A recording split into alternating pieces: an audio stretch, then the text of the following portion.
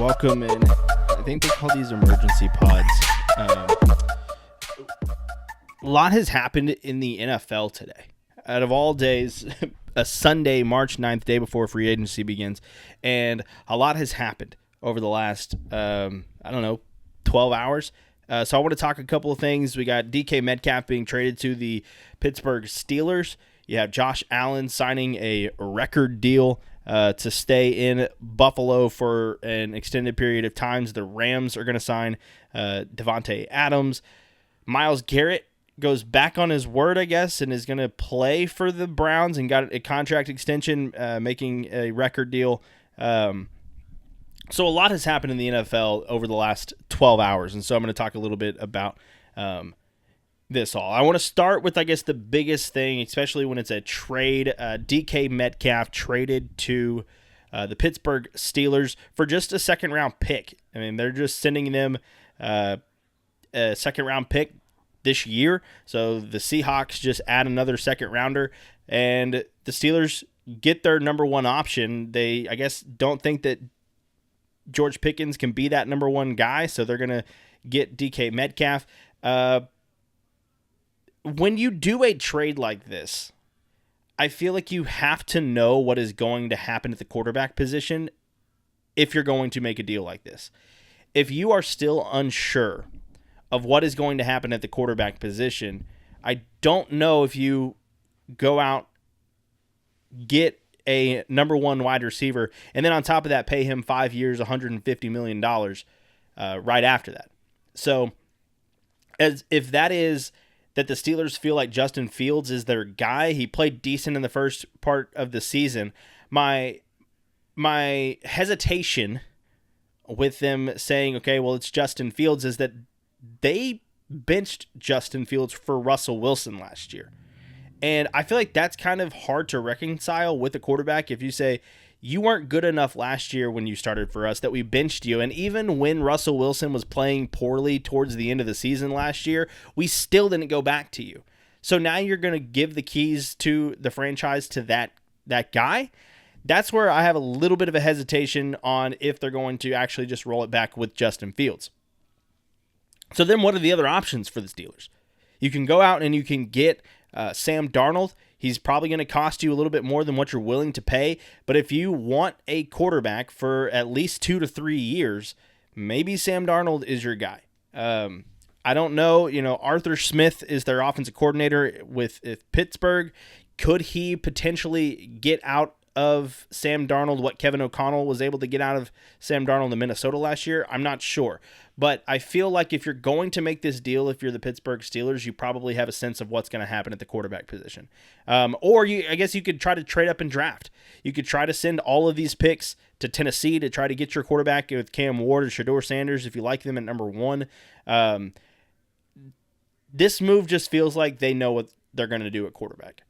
And so the Steelers get DK Metcalf and then sign him to a 5-year, $150 million contract. The Seahawks are just complete rebuild mode. After trading their quarterback to the Raiders, coming back, trading DK Metcalf, their number one wide receiver, they're in rebuild mode.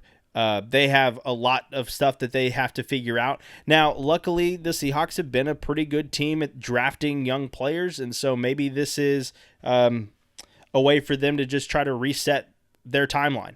They knew they weren't going to be able to reach the pinnacle with Geno Smith, so try to reset your timeline. I don't know what they're going to do at the quarterback position. Maybe next year they're just bad this year, this upcoming season. They're just bad, and the next draft they can take a quarterback where they want. But the Seahawks are clearly retooling now after trading Geno Smith and DK Metcalf in the matter of a week.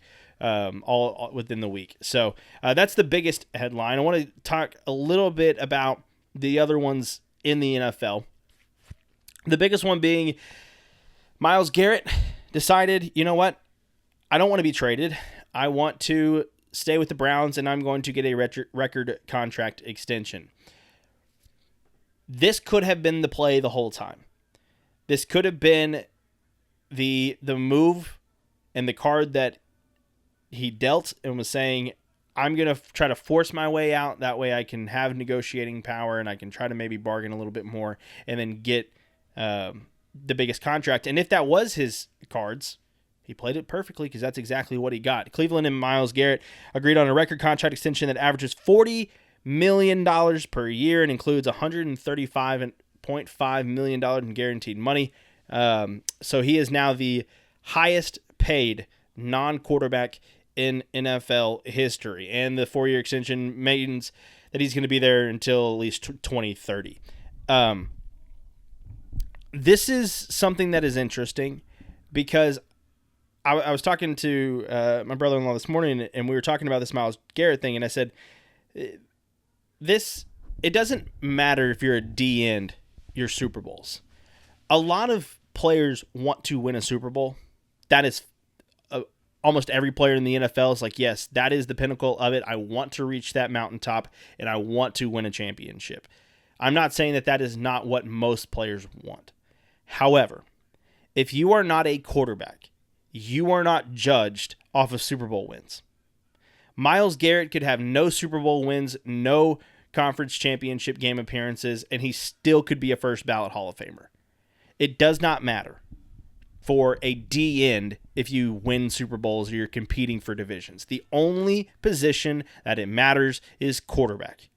And so all these other positions can try to, one, they obviously want to win games, but they can get the most money that they can possibly get. Because when you look at Tom Brady, when you look at Patrick Mahomes, you see these contracts and you're like, okay, well, they're going to have to figure it out and maybe spread things out. Patrick Mahomes has reworked his deal. Dak Prescott is reworking his deal, not for less money, but you saw notoriously Tom Brady would take less money so that they could add a couple of pieces in the offseason.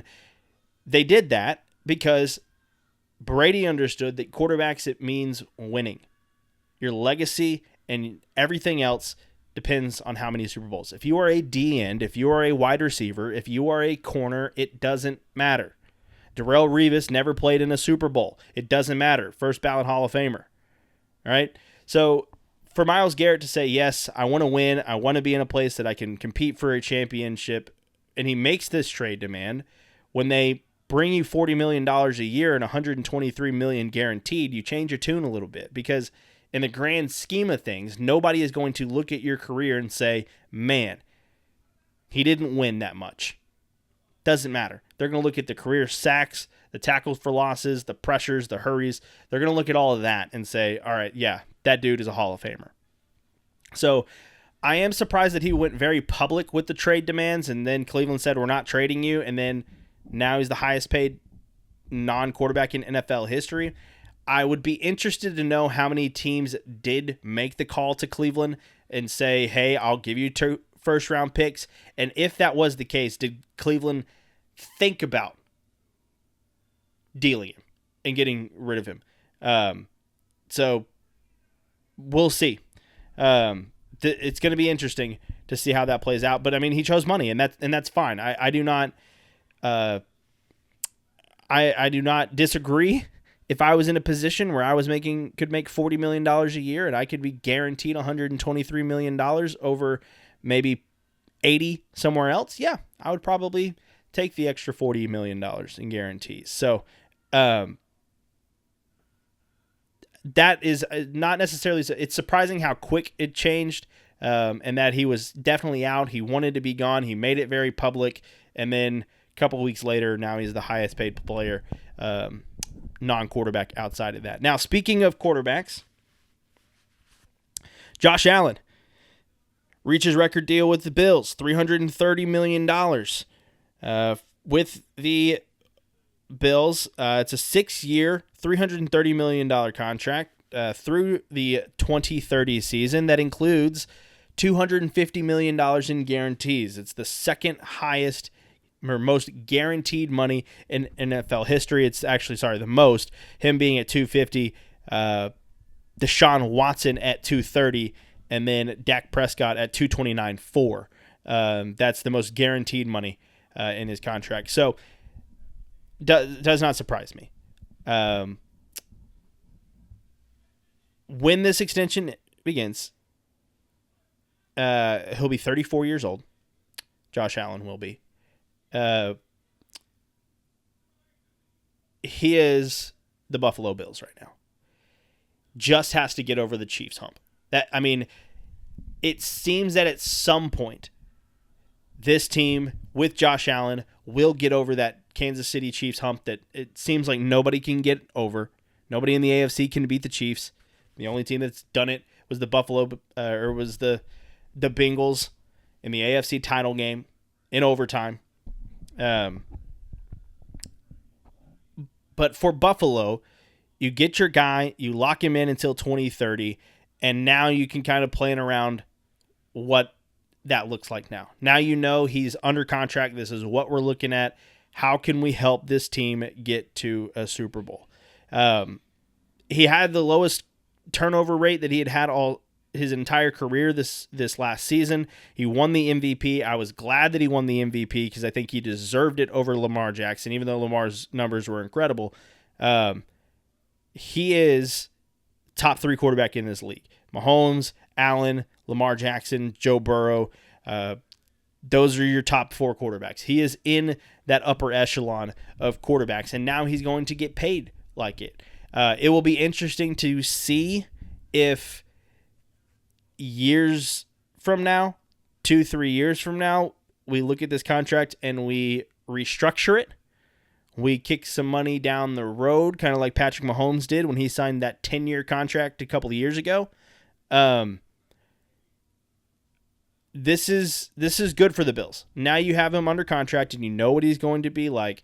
It's not like they gave this money to Dak Prescott, who is a B quarterback and doesn't elevate. No, Josh Allen has had poor teams around him, and he has gotten them to AFC title games. He just can't get over the Kansas City Chiefs. It's Charles Barkley in the Bulls. It's Karl Malone and John Stockton versus Jordan. You just can't get over the hump over that one specific team. Doesn't diminish what you have done in your entire career, but that's what he's facing right now.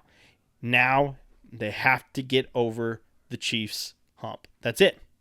And so $330 million for Josh Allen, $250 guaranteed. It's a lot of money, but the Bills opening up the new stadium, wanted to have their quarterback in play. Obviously, he was not going anywhere. The Buffalo Bills were never going to let him go test the free agent market or anything like that. You don't do that with quarterbacks. You don't do that in the NFL, really. A lot of these players, you're not going to ever truly hit free agency until way later in your career where you're not as valuable anymore. But he has done a lot, and he has earned this money, but it's $330 million, and now you just got to focus on trying to beat the Chiefs and get to a Super Bowl. Finally, in our last little quick pod here, the Rams are going to sign Davante Adams to a 2-year deal. I think this is an incredible move, and I think the Rams could potentially be NFC contenders next year. You get Matt Stafford, all right, you get him signed to a deal. Now you bring in Davante Adams. I don't think Davante Adams is what he was 3 or 4 years ago, but I still think that he is a decent player.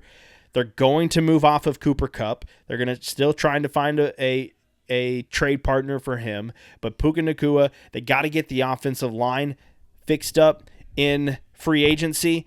But here you are. I'm trying to see, let's see, who has the most cap space. I know that the Patriots have like $129 million in cap space ahead of this free agency. And so they're obviously going to probably be spending a lot of money. They're bringing in Harold Landry, but all right, so let's see where the Rams rank in terms of teams who have the most cap space. The Rams have 11th.